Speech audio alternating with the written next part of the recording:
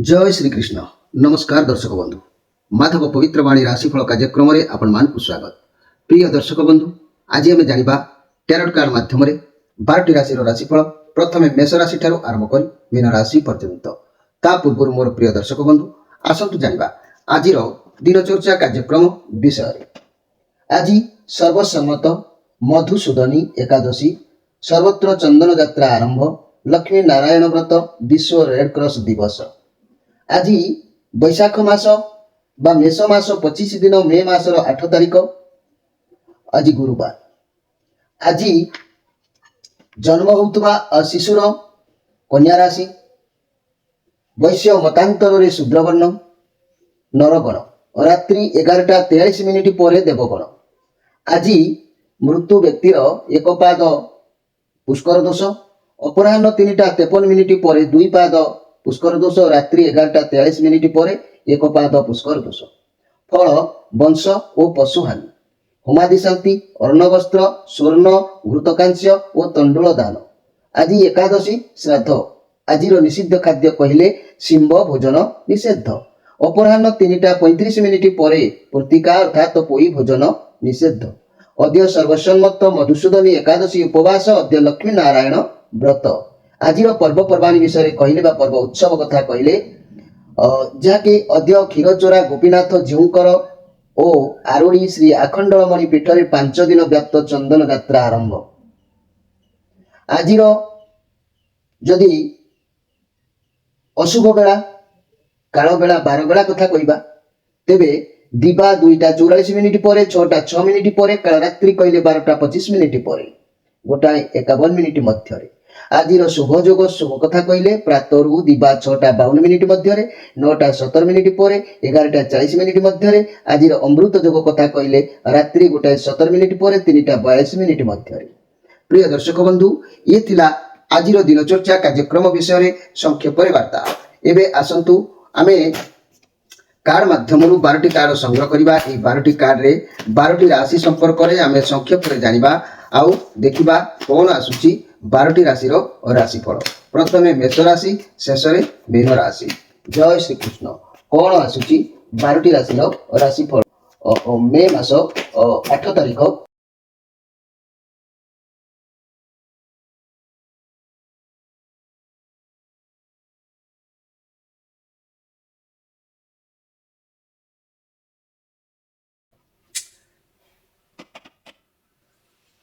प्रथम जाना मेष राशि विषय। मोर प्रिय मेष राशि भाई भाई माने गतकाली आपनकर ये टेम्परेन्स कार्ड आसीथिला, पुणी आज भी मध्य टेम्परेन्स कार्ड आसीछि। ये कहबा को गले आपनक पाखरे बहुत किछि शांत निरवता अवश्य रहिबो। सब जिनिस को, सब काम को धैर्य निरवता रक्षा करिवे, बहुत पॉजिटिव फील करिवे। आपण बुझी पारिबे आपनक लाइफ रे कोन करिबा कोन न करिबा। से गोटे कथा काली जा घटितला आज मध्य सेही परिका आपण आपनक लक्ष्य स्थिर करिसंती कि आपण कोन करिवे, कोन पढिबे, केउ काम करिवे, केउ लाइन रे जिवे। ए सब आज आपनक सफलता आरो रास्ता देखा देबो। आपण जदि आपनक बहुत किंतु अपॉर्चुनिटी आपनक हाथ को आसीबो, किंतु आपण सब जिनिस को देखि चाहि बाछिबा दरकार अछि। ता नहले शत्रु आपनक ऊपर शत्रुंकर भय, शत्रु भय रहिबो। आपनकर शत्रु माने लागि जाय पारंती, सेति प्रति ध्यान देबे। किंतु दिन तो आपनक पय भलो अछि, फाइनेंशियल कंडीशन भलो रहिबार जोग अछि। वर्तमान कार्ड समय कौची आपन किछि नुआ दिग को, नुआ भावना मन भितर प्रवेश करिवार जोग देखा दउछि। तेबे मोर प्रिय जाकि मेष राशि भाई भाई माने ये बुद्धंकर कार्ड जेहेतु अछि, एपरि आपनक बुद्धि बहुत प्रखर, आपनक हृदय बहुत भल, आपनक ऊपर भगवान कर कृपा रहउछि। आपन बुद्धि ठीक काम करिवो। आपन कोनोसी कथा को नै मन भितर ठीक भूल पथ विचार करिवे। जहा वर्तमान चिंता करंतुनी बा निष्पत्ति नेउछंती नियंतु, किंतु निष्पत्ति आगरु आपनकु भल मार्ग निश्चित देखा हबो। आपण जने न्यायवान व्यक्ति ठीक विचार करंती बोली तो आपनकु सब काम भल हबार जोग मध्य देखा देई पारे। तेबे मोर प्रिय मेष राशि भाई भाई माने आज स्पेशल कार्यक्रम रे मु कहिबी मन रखंतु जीवन रे पद्म काल सर्प जोग कहीं आसी थाए। आ ये पद्म काल सर्प जोग आसिले कौन आपनकु भोगिबा को पड़ी थाए। लाइफ रे जदी एभली किछि सिचुएशन देखा दउ थाए ताले आपण माने हम कार्यक्रम सहित जोड़ी होई तार प्रतिकार मध्य करि परिबे। पद्म काल सर्प जोग कौन? खराब पिला सांगरे पड़ी पाठ न पढ़ी मुरबी मानक मिछ कथा कहवा, ଅନ୍ୟ ସାଥିରେ ପ୍ରେମ କରି ଯାହାକି ବିବାହର ପ୍ରତିଶ୍ରୁତି ଦେଇ ତାକୁ ଧୋକା ଦେବା, ପୂଜା ସାଧନାରେ ମନୋଯୋଗ ନ ଦେଇ କେବଳ ନାରୀମାନଙ୍କୁ ପ୍ରବର୍ତ୍ତାଇ ଇଜ୍ଜତ ନେବା, ସ୍ତ୍ରୀ ସହିତ ତ୍ରିସନ୍ଧ୍ୟା କାଳରେ ରମଣ କରିବା, ଅନ୍ୟମାନଙ୍କୁ ଦେଖି ସହି ନ ପାରିବା ଓ ଶତ୍ରୁତା ଆଚରଣ କରିବା, ଅନ୍ୟର ଘର ଭାଙ୍ଗିବା ହେତୁ ଜାତକର ଏହି କାଳସର୍ପ ଯୋଗ କରିବାକୁ ହୋଇଥାଏ। ଏହାର ଫଳ କ'ଣ ହୋଇଥାଏ ଆଜ୍ଞା? ନା ସନ୍ତାନ ପ୍ରାପ୍ତିରେ ବାଧା, ପୁତ୍ର ସନ୍ତାନ ହେଲେ ସେମାନେ ଅଳ୍ପାୟୁ ହେବା, କନ୍ୟା ସନ୍ତାନ ନଷ୍ଟ ହୋଇଯାଆନ୍ତି, ପାଠ ପଢ଼ାରେ ଅମନୋଯୋଗ ରହିବା, ଉଚ୍ଚତର ଡିଗ୍ରୀ ପ୍ରାପ୍ତିରେ ମଧ୍ୟ ବାଧା ହୋଇଥାଏ, ପରିବାରରେ ଅପଯଶ ଭୋଗ କରିବାକୁ ପଡ଼ିଥାଏ, ସବୁଠାରୁ ନିନ୍ଦା ପାଇବା, ଲାଭ ପ୍ରାପ୍ତିର ହାନି ରହିବା ହେତୁ ନିରନ୍ତର ଚିନ୍ତା ଓ ଦେଶର ଜୀବନ ସଂଘର୍ଷମୟ ହୋଇଥାଏ, ପ୍ରତି କାର୍ଯ୍ୟରେ ହାତ ଦେଇ ବିଫଳ ହେବାକୁ ପଡ଼େ, ବୃଦ୍ଧା ଅବସ୍ଥାରେ ସନ୍ନ୍ୟାସୀ ଜୀବନ ଯାପନ କରିବାକୁ ହୋଇଥାଏ। ମୋର ପ୍ରିୟ ମେଷ ରାଶିର ଭାଇ ଭଉଣୀମାନେ, ତେଣୁ ମୁଁ ଯାହା ହିଁ କହିଲି ଆପଣମାନେ ପିଲାମାନଙ୍କୁ ମଧ୍ୟ ସେହିପରି ଶିକ୍ଷା ଦେବା ଦରକାର। ଆଉ ଆପଣମାନେ ଯଦି ଏଭଳି ରାସ୍ତାରେ କିଏ ଯାଉଥାନ୍ତି ପଛକୁ ଫେରି ଆସିବା ଦରକାର। ଆଉ ଯଦି କିଏ ଯାଇକି ଏଭଳି ଦଣ୍ଡ ପାଇଛନ୍ତି ତାର ପ୍ରତିକାର ମଧ୍ୟ କରିବା ଦରକାର ଅଛି। ଏବେ ଆସନ୍ତୁ ଦେଖିବା ଯେ କି ବୃଷ ରାଶିଙ୍କ ବିଷୟରେ। ମୋର ପ୍ରିୟ ବୃଷ ରାଶିର ଭାଇ ଭଉଣୀମାନେ, ଇଏ ଦମନ କାଳ ଆସିଛି। ଆଜି ଆପଣଙ୍କ ଭିତରେ ଗୋଟେ ଅହଙ୍କାର ରହିପାରେ, ଏହି ଅହଙ୍କାରକୁ ତ୍ୟାଗ କରିବା ଦରକାର ଅଛି। ତାହେଲେ ଆପଣଙ୍କ ପାଖକୁ ସବୁ ପଜିଟିଭର କାର୍ଯ୍ୟ ଦେଖାଯିବ ଏବଂ ଆପଣ ହେବାକୁ ଥିବା କାର୍ଯ୍ୟ କିଛି ଭଲ ହେବାର ରାସ୍ତା ଖୋଲି ଯାଇପାରେ, ନହେଲେ କାର୍ଯ୍ୟ ବିଗିଡ଼ି ଯାଇପାରେ, ବିଗିଡ଼ି ଯିବାର ସମ୍ଭାବନା ରହୁଛି। ସତର୍କ ରୁହନ୍ତୁ ମୋର ପ୍ରିୟ ବୃଷ ରାଶିର ଭାଇ ଭଉଣୀମାନେ, କାରଣ ଇଏ ମଙ୍ଗଳଙ୍କର କାର୍ଡ ଅଛି। ଆପଣଙ୍କ ନିଜର ଭାବ ପ୍ରବଣତା କାରଣରୁ ସବୁବେଳେ ଚିନ୍ତିତ ରହିବା, ଆପଣଙ୍କର ଅହଂ ଭାବ କେବେ ସାଟିସ୍ଫାଏ ନ ହେବା, ଯାହାଦ୍ୱାରା ଆପଣ ସବୁବେଳେ ଚିନ୍ତାମଗ୍ନ ରହିବା ଦେଖାଦେଉଛି। ସବୁବେଳେ ଉଦାସୀନର ଭାବ ଦେଖାଦେଉଛି। ଆପଣଙ୍କ ଜୀବନରେ କିଛି ନା କିଛି ଜିନିଷର ଅଭାବ ରହୁଛି, କାରଣ ଆପଣଙ୍କ ଭିତରେ ସବୁବେଳେ ଅହଙ୍କାର ରହୁଛି। ଛାଡ଼ନ୍ତୁ, ଏ ପ୍ରକୃତିକୁ ଦମନ କରନ୍ତୁ। ଏହି କାରଣ ଯୋଗୁଁ ନିଜର ପସନ୍ଦର ଦ୍ରବ୍ୟ ହାତ ଛଡ଼ା କରିଦେଉଛନ୍ତି। ତା ଛଡ଼ା ଆପଣଙ୍କ କାର୍ଯ୍ୟକୁ ସବୁବେଳେ ତୃତୀୟ ବ୍ୟକ୍ତି ଦ୍ୱାରା ଖରାପ କରୁଛି। ଆପଣଙ୍କର ଅହଙ୍କାର ପାଇଁ କେହି ବି ଆପଣଙ୍କୁ ସତ୍ୟ କହୁନାହାନ୍ତି, କେହି ବି ଆପଣଙ୍କୁ ସହି ପାରୁନାହାନ୍ତି। ଆପଣଙ୍କ କାର୍ଯ୍ୟ ବାଧା ଦେଲା ଭଳି ଶକ୍ତି ସବୁବେଳେ ଆପଣଙ୍କ ପାଖାପାଖିରେ ରହୁଛି। ତେଣୁ ମୋର ପ୍ରିୟ ବୃଷ ରାଶିର ଭାଇ ଭଉଣୀମାନେ, ଆପଣ ଯେଉଁ କାର୍ଯ୍ୟ କରନ୍ତୁ ନା କାହିଁକି ଏ ଭାବ ଦୂର ନ କଲେ ପରାଜୟ ସ୍ୱୀକାର କରିବାକୁ ପଡ଼ିବ। ତେବେ ଆଜିର ସ୍ପେଶାଲ କାର୍ଯ୍ୟକ୍ରମରେ ମନେ ରଖନ୍ତୁ, ପଦ୍ମ କାଳସର୍ପ ଯୋଗ କାହିଁକି ହୁଏ ଜୀବନରେ? ଖରାପ ପିଲାଙ୍କ ସାଙ୍ଗରେ ପଡ଼ି, ପାଠ ନ ପଢ଼ି ମୁରବୀମାନଙ୍କୁ ମିଛ କଥା କହିବା, ପିଲାବେଳେ ଅନ୍ୟ ସାଥିରେ ପ୍ରେମ କରି ବିବାହ ପ୍ରତିଶ୍ରୁତି ଦେଇ ତାକୁ ଧୋକା ଦେବା, କିମ୍ବା ପୂଜା ସାଧନାରେ ମନୋଯୋଗ ନ ଦେଇ କେବଳ ନାରୀମାନଙ୍କୁ ପ୍ରବର୍ତ୍ତାଇ ଇଜ୍ଜତ ନେବା, ସ୍ତ୍ରୀ ସହିତ ତ୍ରିସନ୍ଧ୍ୟା କାଳର ରମଣ କରିବା, ଅନ୍ୟମାନଙ୍କୁ ଦେଖି ସହି ନ ପାରିବା, ଶତ୍ରୁ ଆଚରଣ କରିବା, ଅନ୍ୟର ଘର ଭାଙ୍ଗିବା ହେତୁ ଜାତକର ଏହି କାଳସର୍ପ ଯୋଗ ଭୋଗିବାକୁ ପଡ଼ିଥାଏ। ଏହାର ଫଳ କ'ଣ ମିଳେ? ନା ସନ୍ତାନ ପ୍ରାପ୍ତିରେ ବାଧା, ପୁତ୍ର ସନ୍ତାନ ହେଲେ ସେମାନେ ଅଳ୍ପାୟୁ ହୁଅନ୍ତି, କନ୍ୟା ସନ୍ତାନ ହେଲେ ନଷ୍ଟ ହୋଇଯାଆନ୍ତି, ପାଠ ପଢ଼ାରେ ଅମନୋଯୋଗ ରହିବା, ଉଚ୍ଚତର ଡିଗ୍ରୀ ପ୍ରାପ୍ତି ପାଇଁ ବାଧା ପ୍ରାପ୍ତ ହେବା, ପରିବାରରେ ଆପଣ ଅପଯଶ ଭୋଗ କରିବା, ସବୁଠାରୁ ନିନ୍ଦା ପାଇବା, ଲାଭ ପ୍ରାପ୍ତିରେ ହାନି ରହିବା ହେତୁ ନିରନ୍ତର ଚିନ୍ତା ଦେଶରେ ଜୀବନ ସଂଘର୍ଷମୟ ହୋଇଥାଏ, ପ୍ରତି କାର୍ଯ୍ୟରେ ହାତ ଦେଇ ବିଫଳ ହେବାକୁ ପଡ଼େ, ବୃଦ୍ଧା ଅବସ୍ଥାରେ ସନ୍ନ୍ୟାସୀ ଜୀବନ ଯାପନ କରିବାକୁ ଶେଷରେ ପଡ଼େ। ତେଣୁ ମୋର ପ୍ରିୟ ବୃଷ ରାଶିର ଭାଇ ଭଉଣୀମାନେ, ପିଲାମାନଙ୍କୁ ଶିକ୍ଷା ଦେବା ନିଶ୍ଚିତ ଉଚିତ ଅଛି। ଯଦି କାହାରି ଜୀବନରେ ଏଭଳି ସମସ୍ୟା ଦେଖାଦେଉଥାଏ ସେମାନେ ନିଶ୍ଚିତ ଭାବରେ ପ୍ରତିକାର କରିବାର ସୁଯୋଗ ପାଇପାରିବେ। ଏବେ ଆସନ୍ତୁ ଦେଖିବା ମିଥୁନ ରାଶିଙ୍କ ବିଷୟରେ। ମୋର ପ୍ରିୟ ମିଥୁନ ରାଶିର ଭାଇ ଭଉଣୀମାନେ, ଇଏ ଏସ୍ ଅଫ୍ ପେଣ୍ଟାକ୍ଲସ୍ କାର୍ଡ ଆସିଛି। ଇଏ ପଜିଟିଭ କାର୍ଡ ଅଛି। ଆପଣଙ୍କ ଲାଇଫରେ ସବୁ କ୍ଷେତ୍ରରେ ସୁରକ୍ଷା ସ୍ଥିରତା ରହିବ। ଆଜି ଆପଣ ଯେଉଁ କାର୍ଯ୍ୟ ପାଇଁ ବାହାରିବେ ବା ଯେଉଁ କାର୍ଯ୍ୟ କରିବାକୁ ସ୍ଥିର କରିବେ ତା ପାଇଁ ଆଗକୁ ବାଟ ଖୋଲିଯିବ। ଆଜି ଆପଣ ଯାହା କରିବେ ସଫଳତା ଆପଣଙ୍କୁ ମିଳିବ। ଆପଣଙ୍କୁ କୌଣସି ବ୍ୟକ୍ତିଙ୍କ ଠାରୁ ସାହାଯ୍ୟ ବି ମିଳିବ। ଯଦି ଆପଣ ଲଭ୍ ଚିନ୍ତାରେ ଅଛନ୍ତି ତେବେ ରିଲେସନରେ ନୂଆ ଜୀବନସାଥୀ ମିଳିପାରନ୍ତି, କିମ୍ବା ଚାକିରି ବ୍ୟବସାୟ କିଛି ଭଲ ଅପରଚ୍ୟୁନିଟି ଆସିପାରେ, କିମ୍ବା କୌଣସିଥିରେ ପଦୋନ୍ନତି ମିଳିବାର ଯୋଗ ଦେଖାଦେଉଛି। କୌଣସି ସ୍ୱାସ୍ଥ୍ୟ ସମସ୍ୟା ଥିଲେ ତାହା ଖୁବ୍ ଶୀଘ୍ର ଭଲ ହୋଇଯିବ। ଆପଣଙ୍କ ଲାଇଫରେ ସବୁ କ୍ଷେତ୍ରରେ ସୁରକ୍ଷା ସ୍ଥିରତା ରହିବ। ଆପଣ ଯେଉଁ ସ୍ୱପ୍ନ ଦେଖୁଛନ୍ତି ତାହା ପୂରଣ କରିବାର ସମୟ ନିଶ୍ଚିତ ଉପନୀତ ହେବ। ଆପଣ ନିଜ ଲକ୍ଷ୍ୟକୁ ନିଜ ଦ୍ୱାରା ପୂରଣ କରିପାରିବେ। କୌଣସି ବ୍ୟକ୍ତିଙ୍କ ଠାରୁ ସାହାଯ୍ୟ ବି ମିଳିବ। ତେଣୁ ମୋର ପ୍ରିୟ ମିଥୁନ ରାଶିର ଭାଇ ଭଉଣୀମାନେ, ସବୁ ଦିଗରେ ଭଲ ଥାଇ ମଧ୍ୟ ଗୋଟିଏ ଦିଗକୁ ଆଜି ଜଗିବାର ଅଛି। ସେ ଦିଗଟି ହେଲା, ଆପଣ କାହା ସହିତ ଯୁକ୍ତି ତର୍କ କରି କଳହ କରିପାରନ୍ତି। ତେଣୁ କଳହ ଯୋଗରୁ ଆପଣ ନିବୃତ୍ତ ରହିବା ଆଜି ଆବଶ୍ୟକ ଅଛି। ମୋର ପ୍ରିୟ ମିଥୁନ ରାଶିର ଭାଇ ଭଉଣୀମାନେ, ଆଜିର ସ୍ପେଶାଲ କାର୍ଯ୍ୟକ୍ରମରେ ଆପଣଙ୍କୁ ଅବଗତ କରିବାକୁ ଚାହୁଁଛି, ପଦ୍ମ କାଳସର୍ପ ଯୋଗ ଜୀବନରେ ଆସିଥାଏ କାହିଁକି? ଏଇ କେବଳ ପିଲାମାନଙ୍କ ସାଙ୍ଗରେ ପଡ଼ି, ପାଠ ନ ପଢ଼ି ମୁରବୀମାନଙ୍କୁ ମିଛ କଥା କହିବା, ଅନ୍ୟ ସାଥିରେ ପ୍ରେମ କରି ବିବାହ ପ୍ରତିଶ୍ରୁତି ଦେଇ ତାକୁ ଧୋକା ଦେବା, ପୂଜା ସାଧନାରେ ମନୋଯୋଗ ନ ଦେଇ କେବଳ ନାରୀମାନଙ୍କୁ ପ୍ରବର୍ତ୍ତାଇ ଇଜ୍ଜତ ନେବା, ସ୍ତ୍ରୀ ସହିତ ତ୍ରିସନ୍ଧ୍ୟା କାଳରେ ରମଣ କରିବା, ଅନ୍ୟମାନଙ୍କୁ ଦେଖି ସହି ନ ପାରିବା, ଶତ୍ରୁତା ଆଚରଣ କରିବା, ଅନ୍ୟର ଘର ଭାଙ୍ଗିବା ହେତୁ ଜାତକରେ ଏହି କାଳସର୍ପ ଯୋଗ ଭୋଗ କରିବାକୁ ପଡ଼ିଥାଏ। ଏହାର ଫଳ କ'ଣ ଭୋଗିବାକୁ ପଡ଼ିଥାଏ? ନା ସନ୍ତାନର ପ୍ରାପ୍ତିରେ ବାଧା ଦେଖା ଦେଇଥାଏ, ପୁତ୍ର ସନ୍ତାନ ନଷ୍ଟ ହୋଇଯାଆନ୍ତି, କନ୍ୟା ପୁତ୍ର ସନ୍ତାନ ସେମାନେ ଅଳ୍ପାୟୁ ହୁଅନ୍ତି, ଆଉ କନ୍ୟା ସନ୍ତାନ ମାନେ ମଧ୍ୟ ନଷ୍ଟ ହୋଇଯାଆନ୍ତି। ପାଠ ପଢ଼ାରେ ଅମନୋଯୋଗ ରହିବା, ଉଚ୍ଚତର ଡିଗ୍ରୀ ପ୍ରାପ୍ତିରେ ବାଧାପ୍ରାପ୍ତ ହେବା, ପରିବାରରେ ଅପଯଶ ଭୋଗ କରିବା, ସବୁଠାରୁ ନିନ୍ଦା ପାଇବା, ଲାଭ ପ୍ରାପ୍ତିରେ ହାନି ରହିବା ହେତୁ ନିରନ୍ତର ଚିନ୍ତା ଦେଶରେ ଜୀବନ ସଂଘର୍ଷମୟ ହୋଇଥାଏ। ପ୍ରତି କାର୍ଯ୍ୟରେ ହାତ ଦେଇ ବିଫଳ ହେବାକୁ ପଡ଼େ, ବୃଦ୍ଧା ଅବସ୍ଥାରେ ସନ୍ନ୍ୟାସୀ ଜୀବନ ଯାପନ କରିବାକୁ ପଡ଼େ। ତେଣୁ ମୋର ପ୍ରିୟ ମିଥୁନ ରାଶିର ଭାଇ ଭଉଣୀମାନେ, ଆପଣ ଏଭଳି ଗଲତି ବାଟରେ ପିଲାମାନଙ୍କୁ ପ୍ରବର୍ତ୍ତାନ୍ତୁ ନାହିଁ। ପିଲାମାନଙ୍କୁ ଶିକ୍ଷା ଦେଇ ଠିକ୍ ବାଟରେ ନିଅନ୍ତୁ ତାଙ୍କ ଭବିଷ୍ୟତ ଉଜ୍ଜଳ ପାଇଁ। ଆଉ ଯଦି ଆପଣମାନଙ୍କ ଜୀବନରେ ଏଭଳି ସମସ୍ୟା ହୋଇଛି ତାହେଲେ ଆପଣମାନେ ମଧ୍ୟ ତାର ପ୍ରତିକାର କରିପାରିବେ। ଏବେ ଆସନ୍ତୁ ଦେଖିବା କର୍କଟ ରାଶିଙ୍କ ବିଷୟରେ। ମୋର ପ୍ରିୟ କର୍କଟ ରାଶିର ଭାଇ ଭଉଣୀମାନେ, ଇଏ 4 ଅଫ୍ କପ୍ କାର୍ଡ ଆସିଛି। ଆପଣଙ୍କ ଦ୍ୱାରା କିମ୍ବା ଆପଣଙ୍କ ସହ କିଛି ଗୋଟେ ଭୁଲ ହେଇଯାଇଛି, କିମ୍ବା ତାକୁ ଧରିକି କୌଣସି ଭୁଲ କଥାକୁ ଧରିକି ବସିଛନ୍ତି। ପୁରୁଣା କଥାକୁ ଧରିକି ବସିଲେ ବର୍ତ୍ତମାନ ଖରାପ ହେବ ନିଶ୍ଚିତ। ତେଣୁ ଭଗବାନ ଆପଣଙ୍କୁ ନୂଆ ମୌକା ଦେଉଛନ୍ତି। ଆପଣ ଦେଖନ୍ତୁ, ତାର ସଦୁପଯୋଗ କରନ୍ତୁ, ମନ ଖରାପ ରଖନ୍ତୁ ନାହିଁ, ଆଗକୁ ବଢ଼ନ୍ତୁ। ଭଗବାନ ଆପଣଙ୍କୁ କିଛି ଚାନ୍ସ ଦେଉଛନ୍ତି, ତାର ବ୍ୟବହାର କରନ୍ତୁ, ତାହେଲେ ଆଗକୁ ନିଶ୍ଚିତ ଭାବରେ ବଢ଼ିପାରିବେ। ଏଥିରେ ସନ୍ଦେହ କରିବାର କିଛି ନାହିଁ। ମୋର ପ୍ରିୟ କର୍କଟ ରାଶିର ଭାଇ ଭଉଣୀମାନେ, ଆପଣ ନିଶ୍ଚିତ ଭାବରେ ମନକୁ ଦୃଢ଼ ରଖନ୍ତୁ। ଏହି ଦୃଢ଼ ମନ ବଳରେ ଆପଣଙ୍କ କାର୍ଯ୍ୟରେ ଆପଣ ନିଶ୍ଚିତ ସଫଳ ସୀମାରେ ପହଞ୍ଚି ପାରିବେ। ଆଜି ମୁଁ ଆପଣଙ୍କୁ ସ୍ପେଶାଲ କାର୍ଯ୍ୟକ୍ରମରେ କହିବାକୁ ଚାହୁଁଛି, ମହାକାଳ ସର୍ପ ଯୋଗ କାହିଁକି ଜୀବନରେ ଆସିଥାଏ। ସ୍ତ୍ରୀ ନାନା ପ୍ରକାର ରୋଗରେ ଆକ୍ରାନ୍ତ ସମୟରେ ତାକୁ ଜବରଦସ୍ତ ରମଣ କଲେ ଏହି ମହାକାଳ ସର୍ପ ଯୋଗର ପ୍ରଭାବ ଆପଣଙ୍କ ଉପରେ ପଡ଼ିଥାଏ।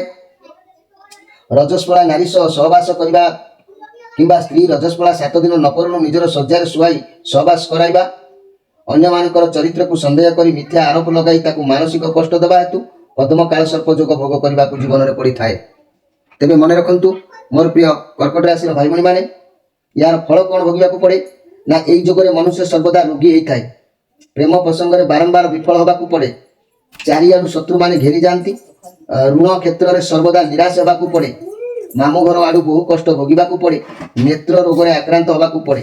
ଏସବୁ ଯଦି ଆପଣଙ୍କ ଜୀବନରେ ଘଟୁଛି ତାହେଲେ ତାର ପ୍ରତିକାର କରିବାକୁ ଆପଣମାନଙ୍କୁ ଅନୁରୋଧ। ଆଉ ଯେଉଁମାନେ ଏହି ଭୁଲ ପଥରେ ଯାଉଛନ୍ତି, ଏହି କାଳସର୍ପ ଯୋଗୁଁ ରକ୍ଷା ପାଇବା ପାଇଁ କେବଳ ଏଭଳି ଭୁଲ ପଥରେ ଗତି କରନ୍ତୁ ନାହିଁ। ଏବେ ଆସନ୍ତୁ ଦେଖିବା ସିଂହ ରାଶିଙ୍କ ବିଷୟରେ। ମୋର ପ୍ରିୟ ସିଂହ ରାଶିର ଭାଇ ଭଉଣୀମାନେ, ଇଏ କୁଇନ୍ ଅଫ୍ ୱାନ୍ସ କାର୍ଡ ଆସିଛି, ଯାହାକି ଇଏ ରାହୁଙ୍କର କାର୍ଡ ଅଛି। ଆପଣ ଆଜି ସବୁ କାର୍ଯ୍ୟରେ ପ୍ରାୟ ସଫଳତା ଦେଖାଦେବ। ଲଭ୍ ରିଲେସନ୍ ବହୁତ ଭଲ ରହିବ। ମନି କ୍ୟାରିୟର କ୍ଷେତ୍ରରେ ସବୁ କାର୍ଯ୍ୟକୁ ଫୁଲ୍ ଏନର୍ଜି ସହିତ କରିବେ। ବ୍ୟବସାୟ କ୍ଷେତ୍ରରେ କୌଣସି ଓଲ୍ଡ ଲେଡି ଠାରୁ କିମ୍ବା କାହାଠାରୁ ଗାଇଡାନ୍ସ ମିଳିବ। ବହୁତ ଭଲରେ ଦିନ ନିଶ୍ଚିତ ଭାବରେ ଯିବ। କିନ୍ତୁ ମନେ ରଖନ୍ତୁ ମୋର ପ୍ରିୟ ସିଂହ ରାଶିର ଭାଇ ଭଉଣୀମାନେ, କୌଣସି ଏକ ପଛ କଥାକୁ ଭାବି ଚିନ୍ତାଗ୍ରସ୍ତ ଆପଣ ଆଜି ରହିବେ। ସେ ଚିନ୍ତା ମନରୁ ବାହାର କରିବା ଆପଣଙ୍କୁ ହୁଏତ ଟିକେ କଷ୍ଟଦାୟକ ହୋଇପାରେ, ସେଥିପ୍ରତି ଧ୍ୟାନ ଦେବେ। ଆଜିର ସ୍ପେଶାଲ କାର୍ଯ୍ୟକ୍ରମରେ ମୁଁ ଆପଣମାନଙ୍କୁ କହିବାକୁ ଚାହୁଁଛି ମୋର ପ୍ରିୟ ସିଂହ ରାଶିର ଭାଇ ଭଉଣୀମାନେ, ମହାକାଳ ସର୍ପ ଯୋଗ ଜୀବନରେ କାହିଁକି ଆସିଥାଏ।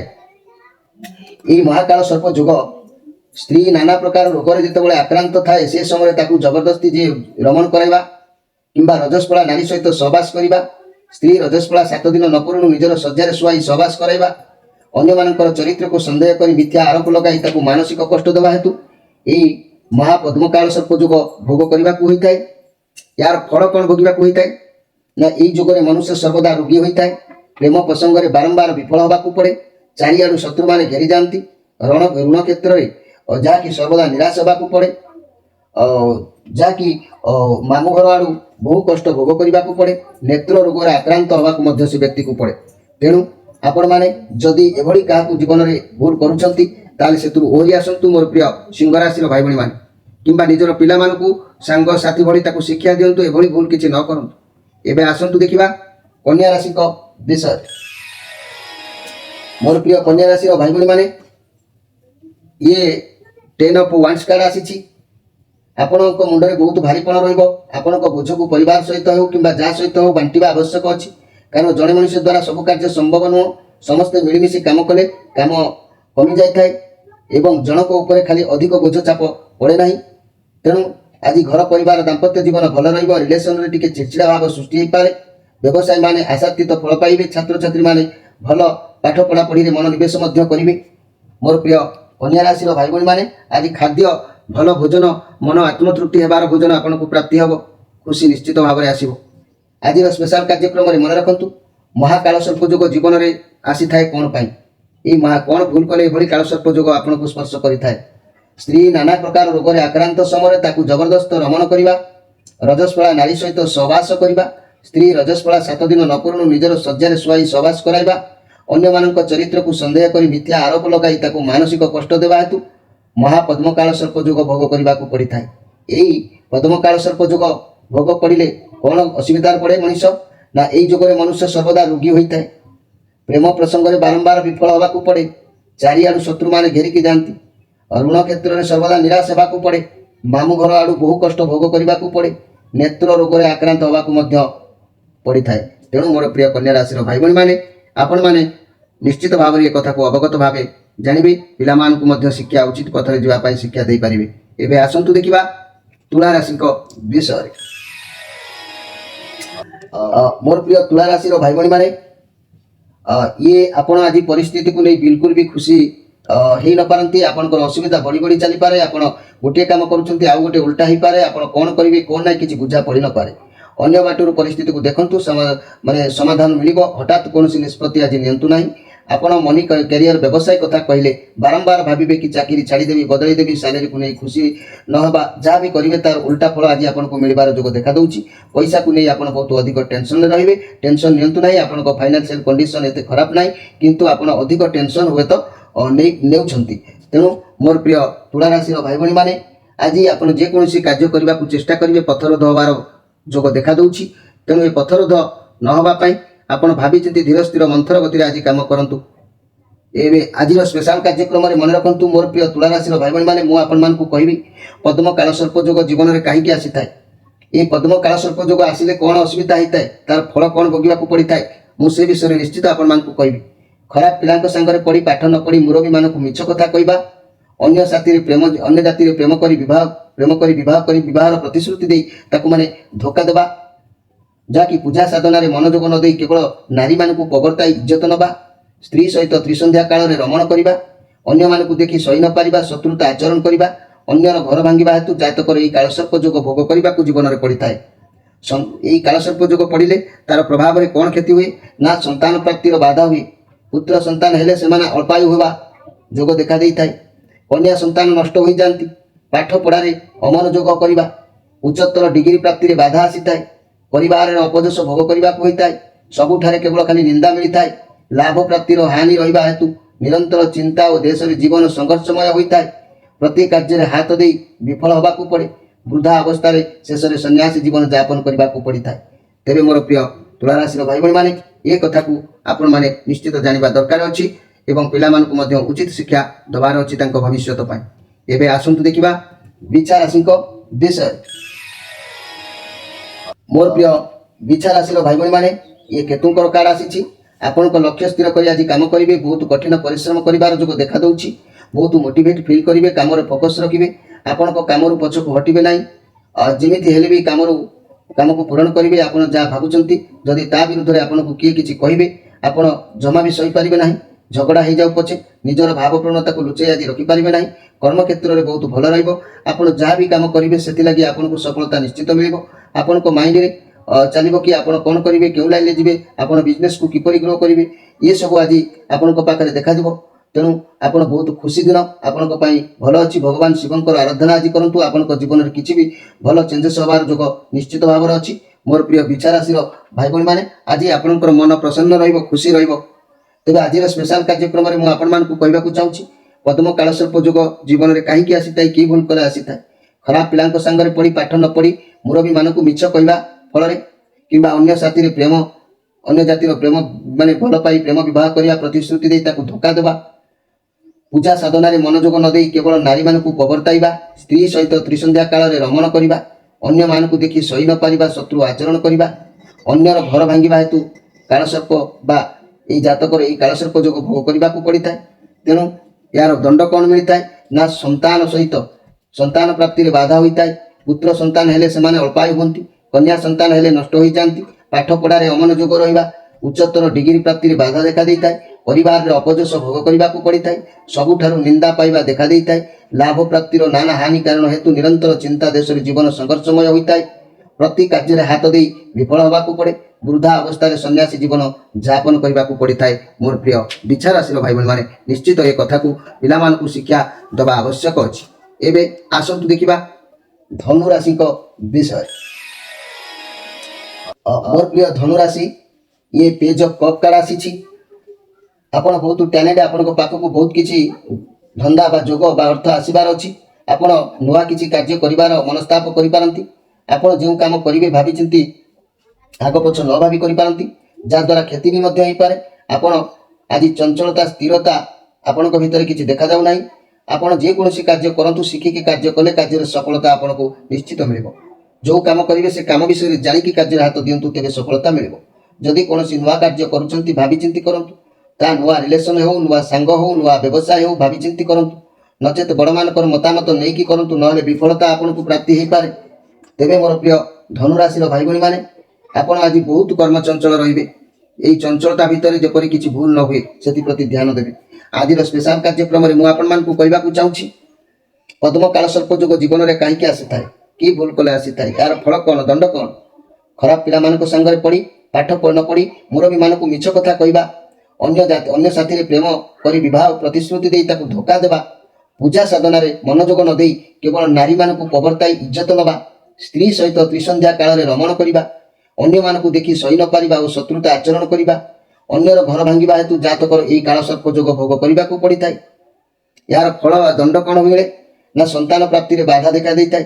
ପୁତ୍ର ସନ୍ତାନ ହେଲେ ମଧ୍ୟ ସେମାନେ ଅଳ୍ପାୟୁ ହୁଅନ୍ତି, କନ୍ୟା ସନ୍ତାନ ନଷ୍ଟ ହୋଇଯାଆନ୍ତି, ପାଠ ପଢ଼ାରେ ଅମନୋଯୋଗ ଦେଖା ଦେଇଥାଏ, ଉଚ୍ଚ ଡିଗ୍ରୀ ପ୍ରାପ୍ତିରେ ବାଧା ଦେଖା ଦେଇଥାଏ, ପରିବାରରେ ଅପଯଶ ଭୋଗ କରିବାକୁ ପଡ଼େ, ସବୁଠାରୁ ନିନ୍ଦା ପାଇବାକୁ ପଡ଼ିଥାଏ, ଲାଭ ପ୍ରାପ୍ତିରେ ହାନି ରହିବା ହେତୁ ନିରନ୍ତର ଚିନ୍ତା ଦେଶରେ ଜୀବନ ସଂଘର୍ଷମୟ ହୋଇଥାଏ, ପ୍ରତି କାର୍ଯ୍ୟରେ ହାତ ଦେଇ ବିଫଳ ହେବାକୁ ପଡ଼େ, ବୃଦ୍ଧା ଅବସ୍ଥାରେ ସନ୍ନ୍ୟାସୀ ଜୀବନ ଯାପନ କରିବାକୁ ହୋଇଥାଏ। ତେଣୁ ମୋର ପ୍ରିୟ ଧନୁରାଶିର ଭାଇ ଭଉଣୀମାନେ, ପିଲାମାନଙ୍କୁ ଉଚିତ ଶିକ୍ଷା ଦିଅନ୍ତୁ। ଜୀବନରେ ଏଭଳି ଭୁଲ ନ କରନ୍ତୁ, ଏଭଳି କାଳସର୍ପ ଯୋଗ ଭାଗ୍ୟରେ ନ ଆସୁ। ଏବେ ଆସନ୍ତୁ ଦେଖିବା ମକର ରାଶିଙ୍କ ବିଷୟରେ। ମୋର ପ୍ରିୟ ମକର ରାଶିର ଭାଇ ଭଉଣୀମାନେ, ଇଏ ଶନିଙ୍କର କାର୍ଡ ଆସିଛି, ପଜିଟିଭ କାର୍ଡ ଅଛି। ଆପଣ ଆଜି ଯାହା ବି କାର୍ଯ୍ୟ କରିବେ ଏକାଗ୍ରତା ସହିତ କରିବେ, ସଫଳତା ନିଶ୍ଚିତ ପ୍ରାପ୍ତି ହେବ। ଏ କାର୍ଡର ଅର୍ଥ କ୍ୟାରିୟର କ୍ଷେତ୍ରରେ ନୂଆ ଚାକିରି ସଫଳତା ଦେବାର ସୂଚନା ଦେଇଥାଏ, କିମ୍ବା ବ୍ୟବସାୟ ଆରମ୍ଭ କରିପାରନ୍ତି। ଆପଣଙ୍କ ପାଇଁ ଶୁଭ ସମୟ ନିଶ୍ଚିତ ଭାବରେ ଅଛି। ସ୍ୱାସ୍ଥ୍ୟ କ୍ଷେତ୍ରରେ ଯଦି କିଛି ସମସ୍ୟା ଥିଲା ତାହେଲେ ଦୂରୀଭୂତ ହେବ, ସ୍ୱାସ୍ଥ୍ୟ ମଧ୍ୟ ଭଲ ରହିବ। ଏ କାର୍ଡ ସୂଚନା ଦେଉଛି ଆଗକୁ ନିଶ୍ଚିତ କିଛି ଭଲ ସଫଳତା ଆପଣଙ୍କୁ ମିଳିବାର ଯୋଗ କହୁଛି।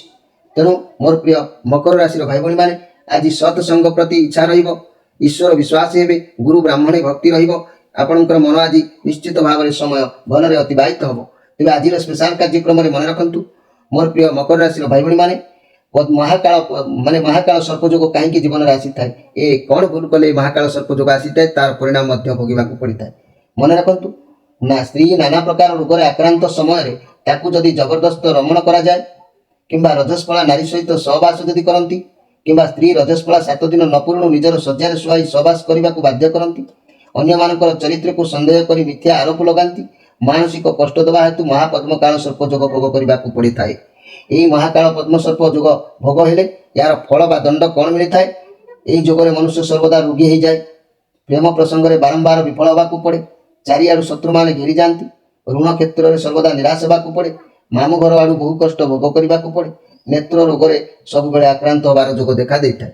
ତେଣୁ ମୋର ପ୍ରିୟ ମକର ରାଶିର ଭାଇ ଭଉଣୀମାନେ, ନିଶ୍ଚିତ ଭାବରେ ପିଲାମାନଙ୍କୁ ଶିକ୍ଷା ଦେବା ସହିତ ଆପଣମାନଙ୍କର ଭୁଲକୁ ସଂଶୋଧନ କରିବା ଆବଶ୍ୟକ ଅଛି।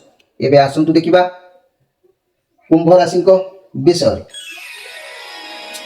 ମୋର ପ୍ରିୟ କୁମ୍ଭ ରାଶି, ଇଏ କୁଇନ୍ ଅଫ୍ ପେଣ୍ଟାକ୍ଲସ୍ କାର୍ଡ ଆସିଛି, ଏ ରାହୁଙ୍କର କାର୍ଡ ଅଛି, ପଜିଟିଭ କାର୍ଡ ଅଛି। ଆପଣ ସବୁ ମର୍ଯ୍ୟାଦା ଆପଣଙ୍କ ପାଖରେ ଆଜି ରହିବ।